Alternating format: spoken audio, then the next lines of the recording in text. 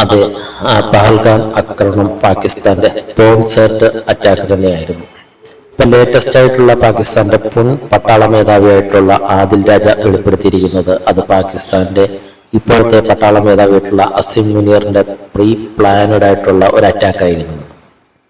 ചൈനയോടൊപ്പം ചേർന്നുകൊണ്ടുള്ള ചൈനയുടെ സപ്പോർട്ടോടുകൂടിയാണ് ഈ ആക്രമണം നടത്തിയിരിക്കുന്നതെന്നാണ് മുൻ പട്ടാള മേധാവി വെളിപ്പെടുത്തിയിരിക്കുന്നത്. പാകിസ്ഥാനെ നമുക്കറിയാം, പഹൽഗാം ആക്രമണം നടക്കുന്നതിന് ഒരാഴ്ച മുന്നേ തന്നെ ഈ പറയുന്ന അസം മുനീർ, ഇപ്പോഴത്തെ പട്ടാള മേധാവിയായിട്ടുള്ള അസം മുനീർ ഒരു വിദേശത്ത് പോയി അവിടെയുള്ള പാകിസ്ഥാനികളെയൊക്കെ ഒന്ന് കണ്ട് കുറെ സംസാരങ്ങളൊക്കെ സംസാരിച്ചിട്ടുണ്ടായിരുന്നു. അതിൽ ഏറ്റവും കൂടുതൽ സംസാരിച്ചിട്ടുണ്ടായിരുന്നത് ഈ പറയുന്ന പോലെ കശ്മീരിനെ പറ്റിയാണ്. കശ്മീരിലെ ജനങ്ങളെ ഈ അവസരത്തിൽ കൈപിടിയരുതെന്നും കശ്മീരിലെ ജനങ്ങളെ കശ്മീർ തങ്ങളുടെ തലയിലെ ഞരമ്പ് പോലെയാണെന്നും കശ്മീരി തിരിച്ചു പിടിക്കുന്നു, അതാണ് ഞങ്ങളുടെ വിധിയെന്നും അതാണ് ഞങ്ങളുടെ ലക്ഷ്യമെന്നൊക്കെ ഘോരം പ്രസംഗിക്കുന്നുണ്ടായിരുന്നു. ഇതിനെതിരെ അന്ന് ഇന്ത്യ തിരിച്ചടിച്ചിട്ടുണ്ട്. ഇന്ത്യ പറഞ്ഞിട്ടുണ്ട്, ഞങ്ങളുടെ സംസ്ഥാനമാണ്, നിങ്ങളെങ്ങനെ പറയും, ഞങ്ങളുടെ അവിഭാജ്യമായ ഘടകമാണ് കശ്മീർ എന്ന് പറഞ്ഞിട്ടുണ്ടായിരുന്നു. അതിനുശേഷം ഒരാഴ്ച കഴിഞ്ഞപ്പോൾ തന്നെ ഈ പറയുന്ന പഹൽഗാം ആക്രമണം ഉണ്ടാകുന്നു.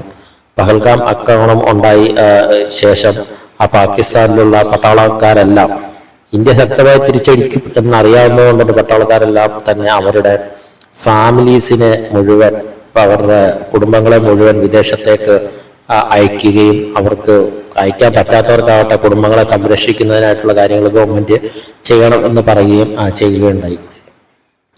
അപ്പൊ എന്തായാലും ഇത് അസം മുനീറിന്റെ ഒരു പ്രീ പ്ലാനഡ് ആയിട്ടുള്ള ഒരു ടെററിസ്റ്റ് അറ്റാക്കാണ്.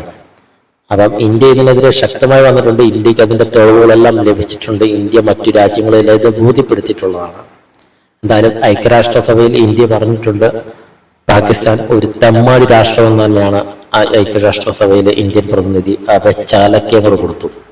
മാത്രമല്ല ആഗോളതലത്തിൽ പാകിസ്ഥാനെ ഒറ്റപ്പെടുത്തുന്ന രീതിയിലേക്ക് പിന്നെ പല കരാറുകളും ഇന്ത്യ ഏകപക്ഷീയമായി റദ്ദ് ചെയ്യുകയും ചെയ്തു. ഇനി പാകിസ്ഥാനുമായിട്ടുള്ളൊരു ബന്ധത്തിന് താല്പര്യമില്ല എന്നുള്ള തരത്തിൽ തന്നെയാണ് ഇന്ത്യ മുന്നോട്ട് പോകുന്നത്.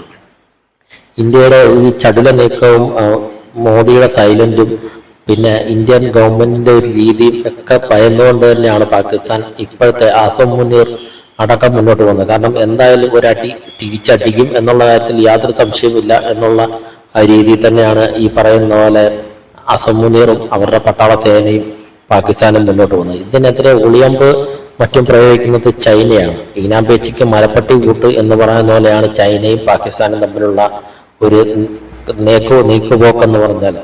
അപ്പൊ എന്തായാലും നമുക്ക് കാത്തിരുന്ന് കാണാം, സർജിക്കൽ സ്ട്രൈക്ക് ആണോ ഇനി അജ്ഞാതനാണോ എന്താണെന്നുള്ളത് നമുക്ക് എന്തായാലും കാത്തിരുന്ന് കാണേണ്ടിയിരിക്കുന്നു.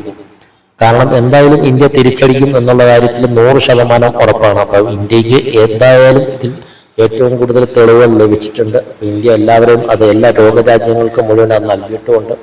അപ്പം ഇന്ത്യക്ക് പല രാജ്യങ്ങളും സപ്പോർട്ട്, സൗദി അറേബ്യ ഉൾപ്പെടെ ഇന്ത്യക്കാണ് സപ്പോർട്ട് പ്രഖ്യാപിച്ചിരിക്കുന്നത്.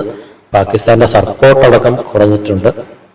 അപ്പൊ നമുക്ക് കാത്തിരുന്ന് കാണേണ്ടിയിരിക്കുന്നു എന്തായിരിക്കും ഇനി പാകിസ്ഥാനെ സംഭവിക്കുക, അസിം മുനീറിനെ സംഭവിക്കുക. ഈ വെളിപ്പെടുത്തലോടുകൂടി ഇനി അടുത്ത എന്ത് ഭൂകമ്പം ഉണ്ടാവുക എന്നുള്ളത് നമുക്ക് കാത്തിരുന്ന് കാണേണ്ടിയിരിക്കുന്നു. കാത്തിരുന്ന് കാണാം.